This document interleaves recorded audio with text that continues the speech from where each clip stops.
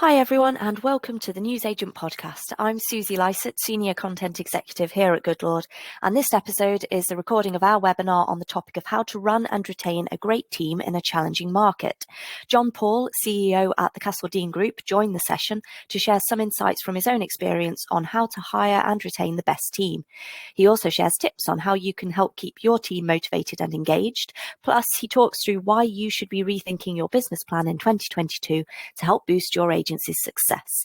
Now, the webinar itself is CPD accredited, so to get your certificate of attendance for that, you can still register for the on-demand version of the webinar.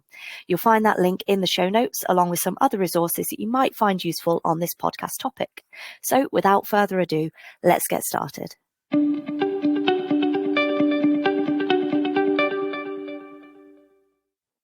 Good morning to everyone attending today's webinar. Thank you for making the time.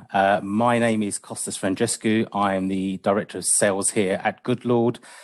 Today's webinar will be around the topic of how to run a great team. I'm very privileged to be joined, co-hosted with John Paul from Castledene Group, who will be joining us in just a second. For those of you who aren't aware of Goodlord, firstly, where have you been? But secondly, Goodlord is an award-winning software and services provider to the lettings industry. If you were to ask our customers what we do, well, we save them time, we can save them weeks or even months within their business on admin that they need to process their lets all the way through. In addition to that, we help agents reduce costs within their business by at the same time boosting revenue and profits. And last of all, one thing we're very proud of is obviously keeping the industry compliant from that perspective also.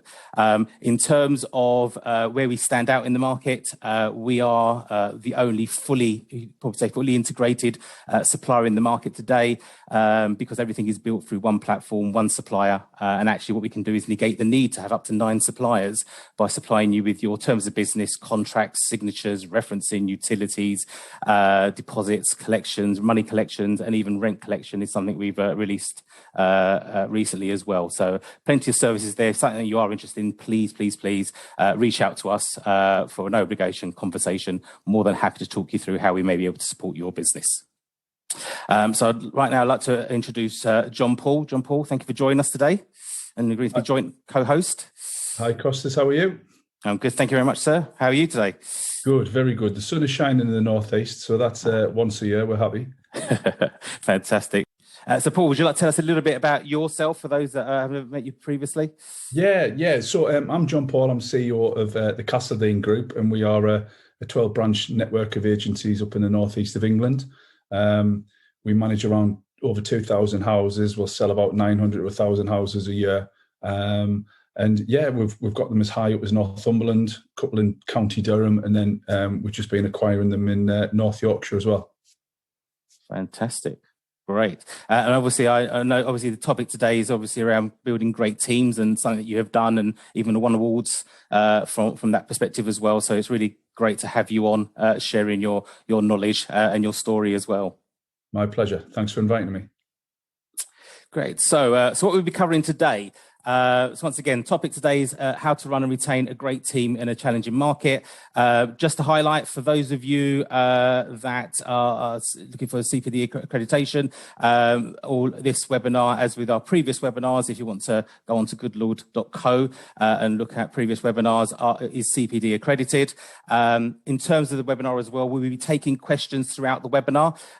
What we will make sure is we will leave enough time at the end to try and answer as many of those questions at the end as possible. But please, any questions that come up, please stick them in the Q&A at the bottom of your screens, and we'll do our best to try and facilitate as many as we can at the end.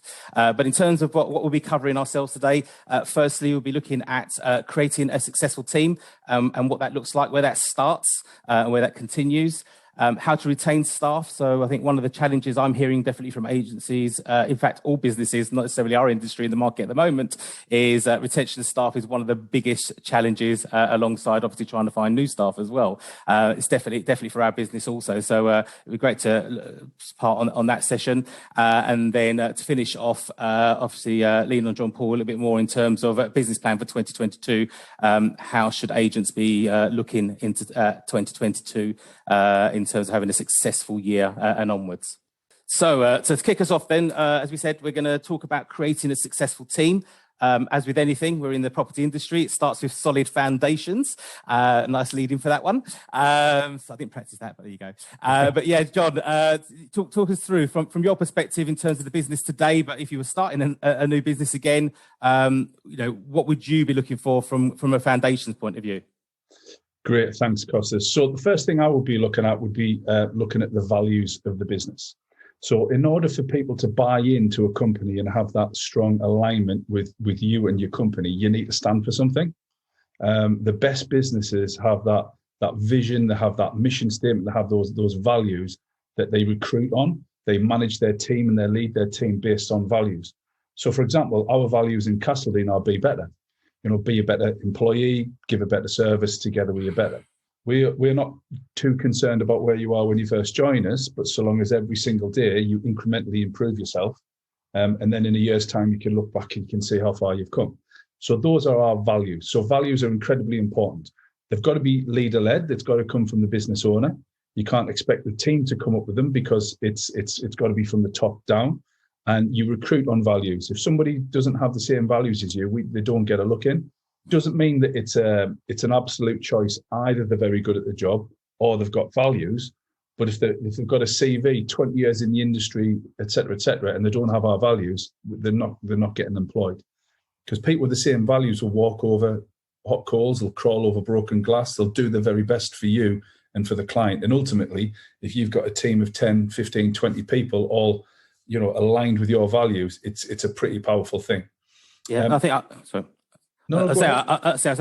definitely agree with that, and I think the important thing to say as well is just because somebody doesn't align with your company values, that doesn't mean they're not great people. It just means that for them to be successful and for them to be great, their place may be somewhere else. So it works on both sides. Absolutely, yeah. It's a bit like relationships. We're not together with the same first ever partner we had when we were like 10, 11, 12, and you're holding hands in the playground or whatever. Because you grow apart, naturally things change, and that's completely fine. It's not a case of we're right, you're wrong. It's just they are misaligned. What it allows you to do is pick the right people who have the same vision and values as you, and it just makes for such a powerful business. You can trust is there, loyalty is there, and we're finding more and more we're picking people outside the industry who have our same values. So not just estate agents or letting agents, we're picking call centre operatives, people who've worked in admin, people who've worked in warehouses, wherever, because the values are aligned. Great. The next thing is you've got to have the mission statement. So mission statement is where you're heading as a business. That's how you get people sort of motivated. And I know we're going to talk about motivation. So if you look at the mission statement of where you're going to go, your values is how you're going to get there. So effectively, it's a map. You've got the end destination, and the values is the journey that's going to allow you to get to the end point, i.e. the mission statement. And from a leadership point of view, having a really strong mission allows you to cut off the noise, to stop thinking about, I'm going to get into commercial, I'm going to get into HMO management, I'm going to start selling mansions. If your mission statement is to be the best in your particular area, selling 2 to 3 residential properties to families, then that's your niche, that's your mission statement. And just work towards being the best that you can be at that particular point. Okay. So we've got foundations wise, sounds a solid start. But then how do you build a positive culture though from that perspective? Because obviously, you've got different people doing different roles. They're targeted in different ways. They earn in different ways, and that can be really difficult in terms of bringing a team together when their traits are so different. Yeah, so the values, if you've recruited on values, and it all sort of ties in. So if you've got everybody with the same values, the team culture you're off to a cracking start. When culture is a negative or toxic is when you get people backstabbing each other, people having different aspirations, people having different versions of what they feel, how the business should run, people having digs about people and the management and the leadership team. So when you've got people who are all aligned, and I know it sounds very corporate and it's very American and wish-washy, but trust me, this stuff works. It's what we do in our business. It's what I coach other estate agents and letting agents. This stuff works. And it's slowly building up a culture. Attitudes are contagious. Just make sure yours is worth catching. And it all starts with the foundations and the leadership team. If the leadership team exemplify the values and exemplify the mission statement and the customer service charter and all this sort of stuff, then your team will copy that. It's a little bit like if, as a parent, if you swear in front of your kids, don't be surprised if they drop the F-bomb when they're 6 and 7 year old. So if you lead by example as a leader and a manager, the team culture sort of looks after itself. But the point with team culture is you have to absolutely nip it in the bud, toxicity. If there's anybody that doesn't share the same team culture, that has to be nipped in the bud. There was a really good Harvard business study, must be about 8-9 years ago now, where they asked about 10,000, it was over in America, so it must be true. So they asked about 10,000 people, if we could give you one thing that would make you better at your role, what would it be? And it was like more money, time off, flexi time, holidays, etc., etc. 65% came back and said, give me better colleagues to work with. Now that's unreal when you think about it. Just don't let the person, my colleague, not be good at the job. I want them to be aligned with me, and effectively that will build a good positive team culture. So it's all about having those foundations in place, but also good quality management and leadership at the same time. Cool. Any other tips you would give in terms of people who either are looking to improve the structure in their business today, or are looking to create a new way forward from a culture perspective? What sort of things what sort of top tips you'd give them in terms of where to focus the energy and time? Having regular monthly appraisals with your team, one-to-ones, I think that's crucial. What you're saying by not having them, what you are saying is, I don't feel you're important to have that 1 hour protected time with me as your manager. That's unofficially what you're saying. So having those one-on-one monthly appraisals with your team, and I don't call them staff, I call them the team. It was a really good phrase. Unless you own Downton Abbey, they're not staff, they're a team. So make sure that you speak to your team, you communicate with your team. You don't inform them. Inform them is one way, communication is two ways. Listen to them, make them feel special. If they've got a problem, solve it. And fairness as well. Fairness, and I know we're going to talk about that later on, but managing fair, but managing tough and strong, you'll always get the respect of your team. It's when other people are treated differently and this person gets away with this and this person doesn't do that, but they're fine. That's when issues happen in a business. But nipping any toxicity and any issues in the bud is absolutely crucial, because you thinking by letting one person get away with something, oh, it's fine, Timmy's getting away with this, but then you've got the rest of the team looking at you in a different light, and it's not going to be beneficial towards the business. Cool.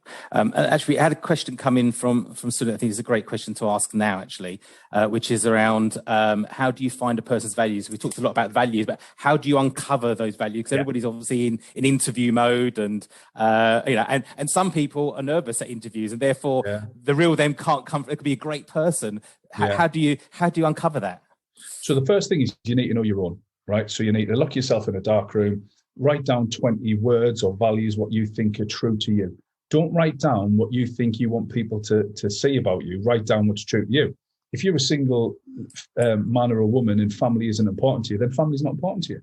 But don't feel, oh, I've got to put family, because what happens if my colleagues see this and what happens if my team see that? Write down and then just narrow it down to about 3 to 4 to 5, something like that. Any more than 5 is far too many. I remember there's one guy I was coaching and he had 7, and I asked him, the first ever session, I asked him to recall them. He got 3 wrong. He couldn't remember one. He got 3 right, I suppose. But I mean, and I said to him, if you can't remember your values, how can your team remember their values? So you know yours is the first one. You've got to know your own values. And a couple of tips is just in the interview stage. So feed in to the questions your values. I mean, for a good interview technique or process is you ask the same questions to absolutely everybody. You don't deviate from script. You might a little bit, just if they've said something interesting and you want to probe them a little bit, but ultimately you need the same questions and you score them. So then upon later on balance, you can have a look and you can score them fairly and equally. But for an example, I would say things like, hi Costas, thanks for coming in. Can you tell me something where you wanted to do something, but that particular avenue was blocked, but you wanted to be better? How did you go away and do that? So depending on what your values are, and you sneak them into the questions, it's not going to work, right? But this is why you've got 3-month probations in any employment to see straight away, are their values aligned with us? And very quickly, you can normally see within the first couple of weeks whether the values are aligned. Do they stay back late? Do they ask really good questions? Do they go the extra mile for the customer and the client? Do they fit in with the team culture? And what's their personality like? You can find out in a couple of weeks, sometimes days, if they're going to be a right fit. So we talked a bit about individuals, obviously creating a successful team. One of the things that I've learned over the years, and I've had to learn this, but hopefully I'm in a better place now, is really understanding your existing team, understanding what skills, values, benefits you have within the team, looking for those, but also seeing where the gaps are. You can have a team of great people, but when we're looking to recruit, we want to bring somebody into a team that lifts the whole team and fills certain gaps. And it makes everybody stronger. So you're not benefiting from one new employee; you're benefiting from one new team player with and uplifting the other 5 or 6 within the team. Absolutely. So when you recruit, you should always have a couple of organizational charts on the go. You've got your current one, and then you've got your aspirational one where you want your business to be. And we rag it, red, amber, green. Green is the absolutely great. There's no problems. Amber, they've got a few issues, but with a little bit of training, we can get them better. Red, they're a weak point in the business, and we either manage them to get better, tough, or we need to manage them, performance management out of the business.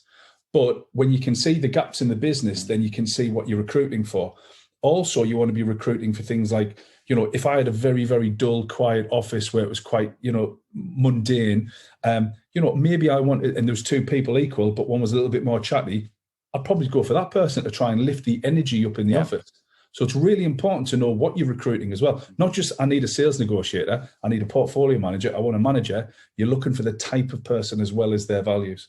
Great, that's really good. Right, let's move on to our second part of our today. So retaining staff. So yes, as I said earlier, retaining staff at the moment seems to be a challenge for most businesses, not just in the property industry, not just agents or suppliers. It's throughout. And obviously that starts from the first day they join the business, not when things start getting difficult. So, talk us through from your perspective. How do you keep people motivated within the business? Good. So the first 2 are sort of linked. So I'll probably segue into the second one. So you've got to look at what motivates people, right? And this is controversial. It's not money. It's never money, right? Money is what is called as an enabler to give you the things that really want. Nobody sits at home with hundreds of thousands of pounds of cash lying in a bed saying, this is why I get up for work in the morning. It doesn't happen. It maybe it's to spend more time with your family. Maybe it's to go on holidays. It's to get the nice car. So it's an enabler to allow you to have the things that you want, which truly motivate you. If you also look at sort of the top motivational theorists and behavioral scientists on the planet, right? Maslow, you'll have heard of Maslow's hierarchy of needs, but you've got a guy called Alderfer, Hertzberg, McClellan. They all talk about very similar things, that what truly motivates people. So Maslow called it self-actualization, achievement, attainment, ambition, right? It's aiming for things and attaining them, which is goals, right? And this is where a good training and development program will come in. So it's all about setting short, medium and long-term goals and giving people the resources and the training to achieve those goals. You know yourself, going to the gym is quite boring if you haven't got a goal. But if you're getting fit for the rugby season or just to lose 4 pounds till you go on holiday, that's what motivates you. It's actually common sense when you think about it. What truly motivates people, it's those little goals. So short term is anything under a month. Medium term is up between a month and 3 months. And long term is probably 3 months to a year. So if you want to, example, take your NFOP, your ALA exams, your level 3, that would be a long-term goal. A medium-term goal might be, if you're a sales manager, you might want to increase your conversion from valuation to listing from 50% to 60%. You're not going to do that overnight, so it needs to be at least 3 to 4 months. And a short-term goal might be you want to increase your valuations this month from, say, you did 20, you want to get 22, whatever it is. By having those short, medium, and long-term goals and being managed on them, you're more likely to achieve them because you've got something to aim for. It's a lot to do with proving to yourself why you want to achieve those goals, and that's what motivates people in the main. Okay, great. And obviously, one of the things to highlight as well is obviously, these need to be individual to the individuals rather than a one size fits all. I know from my career, I've had people in my team that have been exceptional that work to live. You know, 6 o'clock out the door, but they work bloody hard for the 8 hours during the day, so they could have a great life. Where others live to work, and you'd be pushing them out the door at 7:30, saying, "Go have a life." So it's really understanding individuals and what their individual goals are, and understanding what is going to motivate them. And just to add to that, Costas, the previous slide about having the one-to-ones, you're never going to know what motivates them unless you sit down in a protected environment, protected time, and say, Costas, what do you want out of this? Where can you see yourself in a month, 3 months, a year's time? And so it's all about, nice segue, communication. So yeah, it's about talking to them, and it's having those regular one-to-ones on a monthly basis. And there's not many companies do it. They say they do. I mean, they're called monthly one-to-ones for a reason. They're every month, not every 3 months. But also, you know, what we call is a meeting rhythm, have set meetings at set particular times and have set agendas. You know, there's no point having a meeting about a meeting to choose a toilet roll, right? It's just a waste of time. We spend more time in wasted meetings than ever. So, you know, having things like our morning huddles are 5 to 6 minutes, if that. Everybody gets a minute. The manager tops and tails it, a minute at the start, a minute at the end. Then each individual negotiate whatever gets a minute. And all they're talking about is, what are you going to do today? Is there anything that's going to stop you? How did you get on yesterday? So it could be, I'm going to move Mrs. Smith in 22 the Avenue. I'm going to do this. There's nothing going to stop me, but can I get an hour off the phone? It's 3 till 4. Great. And by the way, I've got everything I achieved yesterday. So it's very high level stuff. And there's a really good book called The One Thing by Gary Keller. And in it, he talks about, if you verbalize something, you're twice as likely more to achieve it. And the reason is, you don't want to look like a so-and-so in front of your colleagues the next day when you say, I didn't actually achieve anything of that. So good communication in those meetings. Find your meeting rhythm, you know, so weekly meetings, morning meetings, whatever your meeting rhythm is. But there's a really good phrase, no agenda, no attender. So unless somebody tells me what we're going to talk about, I'm not going to turn up. I don't want a meeting that I'm going to waste my time. But anyway, sort of deviating a little bit, communication in those meetings is imperative, coupled with your one-to-ones with your team. And again, just a reminder of the mission statement and the values and the important foundations of the business. Just those little drip feed them with your team. You'll see a massive benefit by constantly reminding of those foundations. And how do you, obviously, you know, you're the CEO at Castledene, and that has to filter down throughout the business. So how do you make sure that the message is the same from top to bottom? Yeah. So I've got an amazing MD who's a far better manager than I will ever hope to be. She's got patience, that's why, and empathy. But we know our roles in the business. I'm the leader, visionary. I know it's a bit cliche, but, you know, I'm running 100 miles an hour, and Adele, my MD, has got the leash pulling us back. We can't do that. But it's a really, really good fit. So when we talk about things and we say, well, this is the vision for the business, et cetera, it's her role in the business to filter that down to the managers, who then filter it down to the team below. So it's a very sort of triangular hierarchical structure in the business. And we don't jump. Don't get me wrong, I've got an open door policy. People can phone me up and email me and talk to me. But if anybody's got a problem, I don't want them jumping levels. I want them to go through the correct channels. There's certain sorts of governance, no matter how big or small your business is. Governance is there for a reason. It works. So it's a filtering down process. We have monthly management meetings. We have regular training sessions. You know, and this has took a decade to get where we feel it's in the right position. This isn't like, you know, lockdown happened, then all of a sudden we're great communicators. We've been working on this for a decade. But it seems to work for us. Yeah, you touched on there. I think you stole one of my next question around, obviously, communication working both ways. Yeah. And how do you handle communication coming up, especially where there may not be value in that in some of that. Obviously, there is tons of value, but there'll always be the occasion where the communication is a little bit distorted. How do you manage communication coming the other way? So we never say you can't talk to anybody above you. It's more like, what is it you want to talk to them about? Well, I've got this issue that, right, well, are they the right person? If they are, continue. If they're not, go to the right person. So we're very strict about who we need to speak to for depending on what it is. If it's feedback, great. We're always open to it. You know, if you can't grow if you don't receive that feedback and listen to it. But we deal a lot with facts and evidence in our business. So, for instance, one-to-ones. If you say things like, "I don't think you've had a good month. I don't believe you had a good month. I feel as though your month hasn't been productive," you're dead in the water. You need to have, well, the evidence shows that, the valuations are down this percentage, that percentage. Then it's you can't argue with facts. You can't get upset with facts. If you're upset because somebody's give a fact, then you're just upset. Move on. Next question. Facts don't give about your feelings. So it's all about just having those facts and evidence. So when you do your one-to-ones, when you're having probably difficult conversations, really tough conversations about performance, it's got to be, and you've got to deliver it with emotional intelligence. It's got to be empathetic. I get that. I'm not saying that, but there's only a certain way you can deliver bad news. And you're hoping, if you recruited well enough and people have bought into you in the business, that they're going to receive it in the way that feedback was intended. Yeah, and going back to what you've been saying throughout around consistent communication, clear communication as well. What you don't want is to be in a room having that conversation and it's the first time they've heard about it, and you're bringing facts in from the last 3-4 months, or talk about things that happened last week or even the week before. It's having that touch point. You call it the one thing. Having that one thing so that it's clear. So there's no surprises, shocks. Funny enough, I always bring up like a daft joke, and we talk about that. Yeah, you've got your one-to-one at the month to bring up that month's performance, but that doesn't mean if they've done something wrong on the 2nd, you bring it up on the 31st. You bring it up there and then. So just imagine having an argument, debate with your partner, and then all of a sudden, remember in 1982 when you said this, and it's never going to end well, isn't it? So you've got to nip things in the bud there and then, so it doesn't spiral out of control. But again, you can also bring it up because it forms part of how you performed in that month.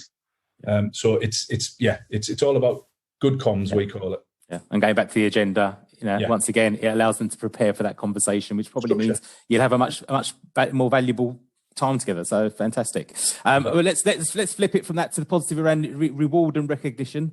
It's probably one of the toughest things because I have a team of 10 people, and the percentage in terms of reward versus recognition for some is very, very different, and trying to balance it for everybody and get it right can be a challenge. I think you hit the nail on the head there. Not all people are different, so you've got to see what do people want. So I had quite a sporting background as a professional sportsman for about 5-6 years. I wasn't bothered about rewards. I didn't give a monkeys about the trophies.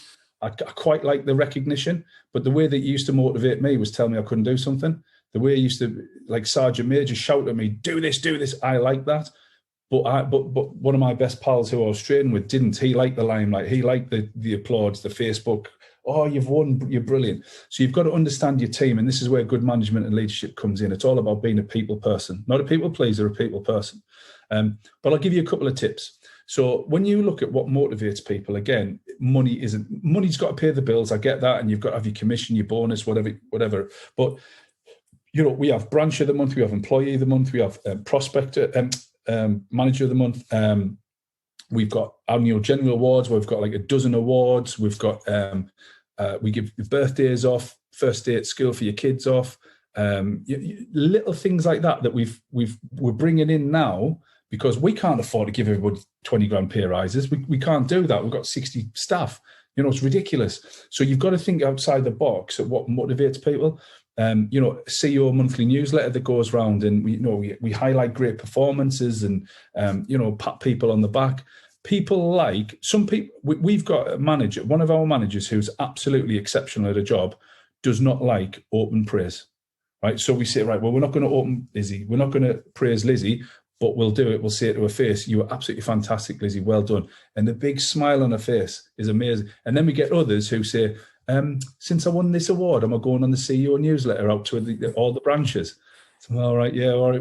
I won't say her name in case she's listening, but yeah, we'll put you out there. So you've got to, it's understanding your people and having a list of XYZ number of things that are low cost to the business, because look, times have been great, but we don't know how long it's going to be, but also that will make a bigger impact, not just a financial impact, but a bigger sort of emotional impact with your team.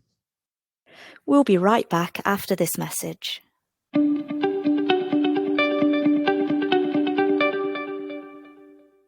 Are you always worrying about compliance at your agency and just want it off your plate?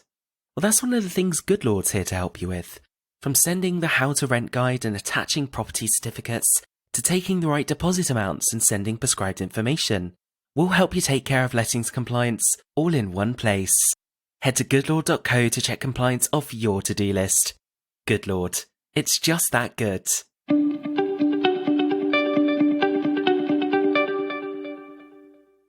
I think the biggest takeaway throughout so far from the discussion we've had right from the beginning is really understanding the individual, really understanding, and that creates that solid foundation, and it works its way all the way through, and definitely helps us with the retention side. So let's move on to the next part, which is our last part for today, which is all about the business plan. Probably the bit a lot of people will be waiting for. Obviously, wanting to build the next Castledene. So talk us through from a business plan perspective. What should our fellow agents out there be focusing on? So the first thing you need to do is look at your team members, and you need to build a bespoke individual learning plan. Right? I'm sorry if any of you guys do group training sessions on arrears or group training sessions on customer service, but the 1980s have called. They want the training plan back. Sorry, but basically it's not about the group, it's about the individual. You can't treat everybody the same you can't treat everyone the same. It's just not going to work. So it's not only is it better for the individual, you're going to get them to where they need to be a lot quicker. They're going to be more motivated. I mean, I don't know about you, but before I got into property, I worked for a company, and the amount of training sessions I went into that wasn't relevant for me, but it was a half a day skive, was unbelievable. Right. So it was demotivating, and me thinking, I've got a ton of work I need to be getting on with. I can't afford 3-4 hours out of the business. So, individual learning plans are tailored to the individual. So somebody might be great at customer service. Some might be poor at negotiating skills. Some might be poor at conflict resolution. So, and then you can tailor the plan to suit that individual. Score them on absolutely everything as well. So effectively, we've got something called the skills matrix, right? It's dead simple, Excel. And it is your job description with all the individual roles that you're meant to be carrying out, and we score them 1 to 4. 4 is exceeding, 3 is performing, 2 is developing, 1 is underperforming, and we score them. And the first time we sit down with them, we score them, we get them to agree, disagree, whatever, but we back it up with facts and evidence. So going back to the facts don't care about your feelings, if I said, Costas, you've scored yourself as a performing 3, on your skills matrix, I'm going to put you down as a 2. I think you're developing, you're getting there, but you're not where we want to be.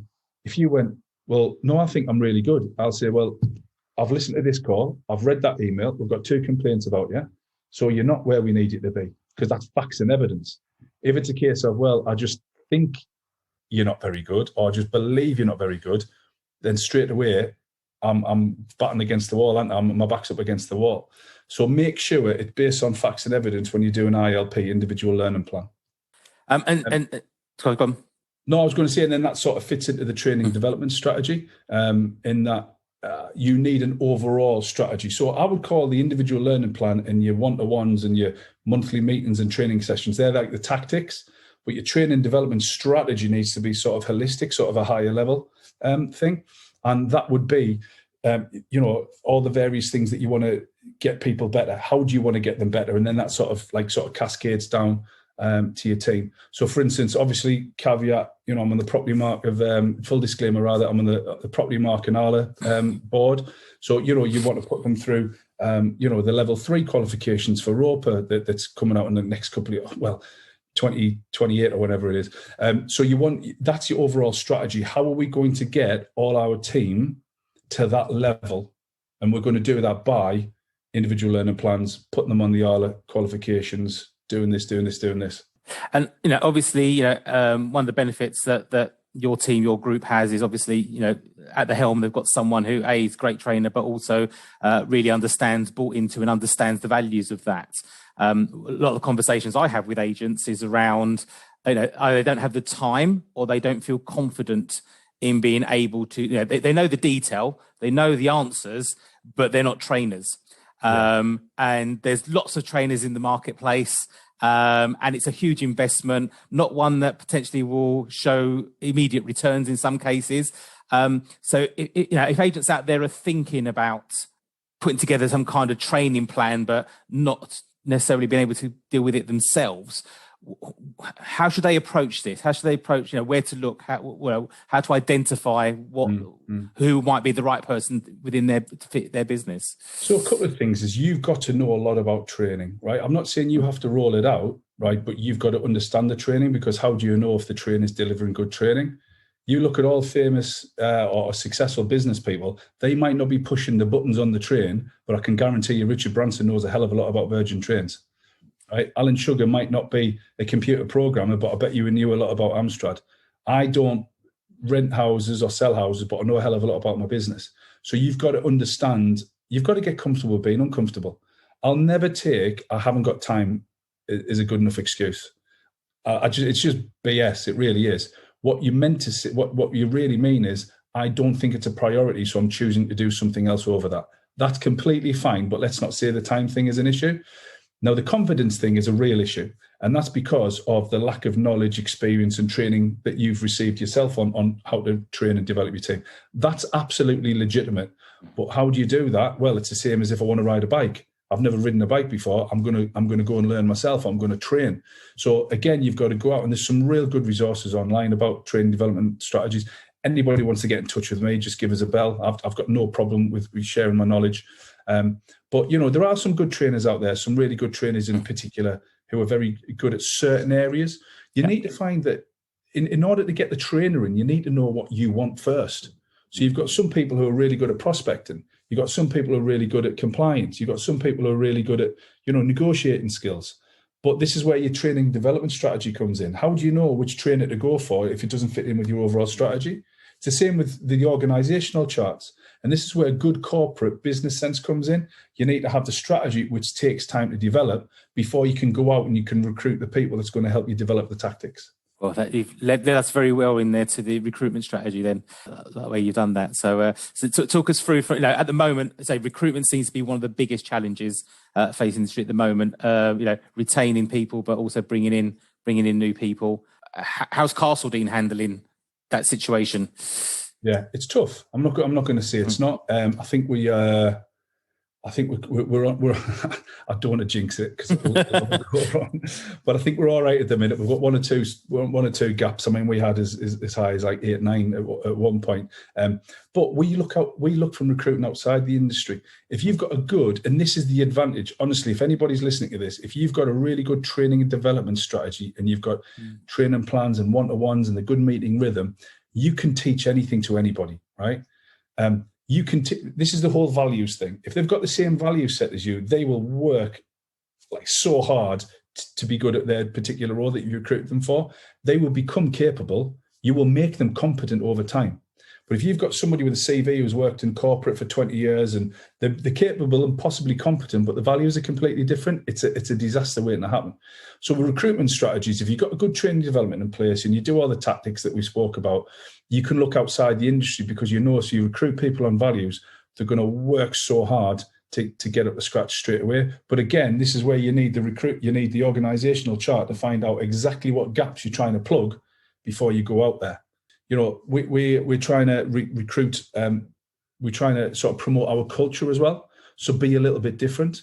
Don't just put an advert up. Castledene are looking for a sales negotiator. Just don't put that. Just say fully training given, great culture. I put one out there, and it got some. It got quite a lot of sort of positive response. I put no Newcastle fans allowed. Because obviously I'm a Sunderland.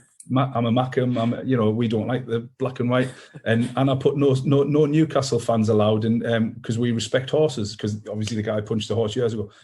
We've got 4 or 5 CVs based off the back of that, and we got so make it different. It's got to fit your culture, right? Yes. That was on my personal Facebook, and everybody knows me, and it fit the culture and the corporate branding, if you like, because that's the way we are. Be different. Don't be like your competitors where you put boring adverts out there. Don't scrimp and save on saving £1,000. It's 25 grand and you put 24,000 in. Just go for the maximum. It's a beauty parade, right? It's an employees market out there at the minute. Yeah. And although people aren't motivated by money, it doesn't matter how good the culture is. They haven't got the time. They haven't got the opportunity to experience your amazing culture. If you're paying 5-10 grand less than everybody else, they're not even going to give you a ring. right? Because you can't get how great your culture is across from one little advert, right? You need interviews, upon interview. So we're just going in with pretty much the maximum that we can afford. We're putting in, high commissions, but we've worked it out. They're great. We want them to hit their commissions. So if they're at the bonus, because then we're going to be doing fantastic. And then just make the advert different. Talk about if you give days off for the birthday. Talk about barbecues for the whole company. If you send them away on retreats or whatever, talk about that to say, look, this isn't your normal estate agency or letting agency. We are different to everybody else. Yeah, I think the only thing I would add from what we're seeing as well is allocate the time for your recruitment strategy. Allocate the time to interview, review, get back to people. As you say, it's an employees market at the moment. And if you're not allocating the time and you're getting back to them when you find the time, or you're slotting them in between a couple of other important meetings that you have, the reality is, they might have worked for you, but they'll run somewhere else. Someone else will offer them a job while you're still trying to find the time to call them back in or give them a call. So take it seriously as you would anything else. Yeah, it's a really good point, Costas. It's speed to lead effectively. Just get return calls, return emails, communication as quick as you can, and we get one chance to make a good first impression. So make sure it's a memorable one. If you don't even have the decency to return an email or a call, you spend 2 or 3 days. Subliminally or complete consciously, it's basically saying they're quite a slow fuddy-duddy organisation. They don't have me at the heart of what they should be doing. They're not polite. It's all these things add up at the minute. There's so much choices now for employees, and not necessarily in our industry. Some of the guys that have left us have in fact, we're quite proud of the fact that very few people leave us to go to other agents. If they leave us, it tends to be outside the industry. They pay better. One of our managers went for something like a 40% pay increase a couple of years before COVID to a steel stockholder. She's never worked in that industry. Has got no interest in metallurgy or steel whatsoever. But when someone's offering you that much money and you've got a young family, it's very difficult to turn that down. Yeah, I think that's important. I think there's a fear of losing good people, but if someone's worked really hard for you, they're great with your help, but they are great people, then they go on there. In some ways, give yourself a pat on the back that you've been able to help them in their life. You can't hold on to all. So we've got a few questions that have come in. Before I dive into a few questions we have, John, is there anything we've not covered that you think might be vital or would help our viewers today? Yeah, the biggest thing I can think is don't procrastinate. Just get started. It's all about choice management. Just put the time aside to implement all the things we spoke about, even if it's only 20 minutes, half an hour a day, before breakfast, after you're taking the kids to school, just on a night time when there's rubbish on TV. Just make the time to do this, because if you do this, I can guarantee it will improve staff retention. It will make your business a better place to work. And then therefore, if you've got a great team, what does that do for you? It frees your time up and it gives you less stress. And ultimately, you're going to be much happier. Fantastic. So first question, dealing with conflict within your teams. So having the right team, but there's always going to be a little bit of conflict for one reason or another. How do you approach if there has been from that perspective? Really good question. So if you've got the right processes or procedures in place, everything should be detailed in there. So I think the person asked it said, like, put the phone away or dress appropriately in the office. I'm going to tell a little tale about dressing appropriately in the office when we first started that nearly got me in a lot of trouble. But first of all, I would say if it's all detailed in your procedures and processes and somebody's gotten the phone out, you can point to them. You bring it up in the one-to-ones, but you've got to nip it in the bud straight away. If they're consistently bringing out the phone, and it's happened to us, you say, great, phone's going a lock cupboard at the back. They'll then come back and say, well, what happens if somebody needs to get in touch with me? Well, one, they shouldn't. Two, ask them to phone the main phone. Because say there's 5 of you in the office, you've got 5 times more likely that somebody will pick up the phone and be able to put the call through to you. If it's in your drawer, locked, there's only you can access it, then you're a 5th likely to pick it up. So trouble if it troubles you. So think of the reasons and think of the issues, potential issues that might be brought up, and try and circumnavigate it straight away. Dress code is incredibly important. I think, I know a lot of people, I'm wearing a hoodie now, I work from home, I know you're casual, but in the office, you've got to look smart. In fact, I won't tell you this story because it is a little bit, it might split opinion. But one of the things we had is we did have a lot of people who weren't coming in and wearing the appropriate dress sense. And effectively, we just brought it in and we said, you will be asked to go home. It will be unpaid. It will go on your record, and then we'll expect you to come back and make up the time. You've got to nip things in the bud straight away. That example that I give probably about 20 minutes ago about the Harvard Business Review, where people 65% just give me better colleagues to work with. It's only until somebody leaves that the truth comes out about that person's full performance. And it's normally from the staff saying, "Oh, I'm glad John went, he was rubbish." And then you as a boss are saying, "Why didn't you blummin' tell us like when they were here?" Nobody wants to be that grass. Nobody wants to tell on the colleagues. But therefore you're not going to hear as a manager or leader everything that's going on in the office. You might think you do, but you don't. You especially won't hear like that, the dark conversations and the in the corner conversations. So make sure you treat everybody fairly. Nobody can get in wearing crazy shoes and you tell somebody off for wearing crazy shoes. So it's got to be fair, but also just have a set standard. Have non-negotiables in your business. There's a tip. Have 10 things that you will not negotiate on with your team. Write them down, make sure your team understand it, and just manage it within an inch of its life. There's nothing wrong with having tough conversations if you've got facts to back it up. And that's a bit of a theme with this. Whatever conversation you have, back it up with facts and evidence. Right.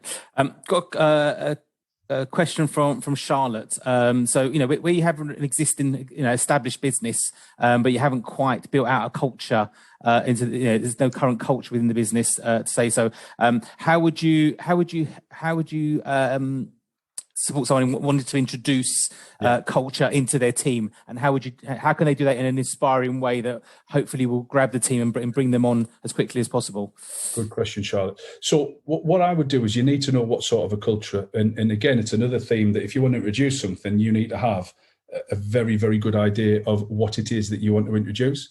So, for instance, if it is things like, your team are leaving early, they've got the coat on at 5 to 5, or they're rocking up at 1 minute past 9, or whatever, things like that, then you need to be absolutely strict on those types of issues. I think the values thing is a massive thing. So we have the values, we have a value statement, a mission statement, and we have a customer service charter. The customer service charter is effectively what we deem as good customer service in our business. Because I think we've got nearly 100 people on here. If I asked everybody to write down what good customer service is, out of 100, I bet you we got 60 or 70 different answers. And there's no right or wrong, really. It's just your different perception of what customer service is. But by having this document detailed in your business, everybody now knows what is good customer service. So by introducing them in sort of a half-day training session and getting them to buy in and getting their questions and comments, and they feel as though it was their culture. So I'll give you an example. So when we did our Be Better slogan, my background was martial arts. It was always, you've got to beat them, you've got to smash them up and all that. Because if you didn't, you got hurt. I couldn't say that to my team because at the time, I think we're 90% women. I couldn't say smash them, kick them in the head, punch them. They'd be running for the hills. So what I said is, what are close to you? What values have you got? And it was all like, oh, well, we want to do our very best. And I'd be what, like be better? Yeah, great. So you'd write be better on a board. You can see where I'm going with this. You're almost using their words to come up with your phrase. Now they feel as though that's their values, which it is. You've just verbalized it and wrote it down. Yeah. And then all of a sudden, you put a big posters on the wall. Anything goes wrong, somebody's got the coat on at 5 to 5. You point the poster and you say, how's that been better?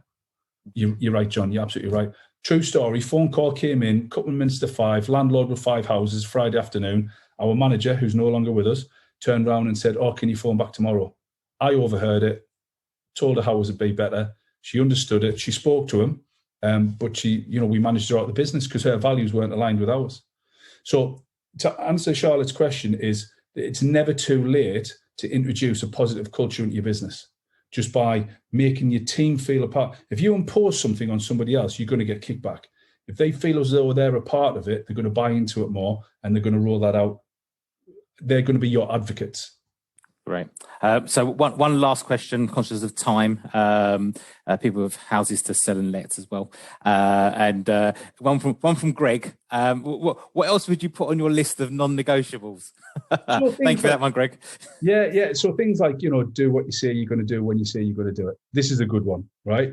Always communicate no matter what. That's a big one, because 80% of our complaints are always about communication. We've probably done the work, but it's about communicating it. Following the procedures under all circumstances. If you can get that in, that's a brilliant one. Because if anything goes wrong, 99 times out of 100, it's because somebody didn't follow the procedures or the processes. Have fun without damaging the brand. I think that's a good one, because you want people to enjoy working there. Always going the extra mile. So it's whatever is important to you.